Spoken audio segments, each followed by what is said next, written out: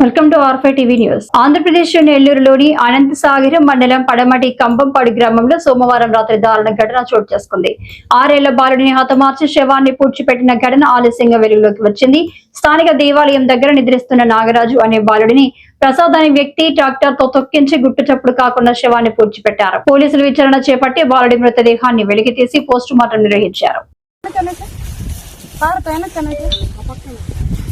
చేతులు రిస్కే కదా, ఏం కాదు.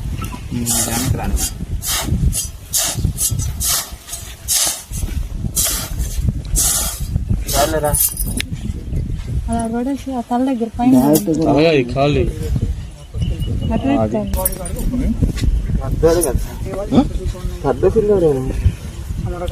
6 years అంటే హైట్ ఉంటుంది కదా భయ. తల దగ్గర అది చిన్నది ఐడెంటిఫికేషన్ చేశారు ఇంట్లో వాళ్ళు. మీరు ఎక్కడ ఈ పక్కన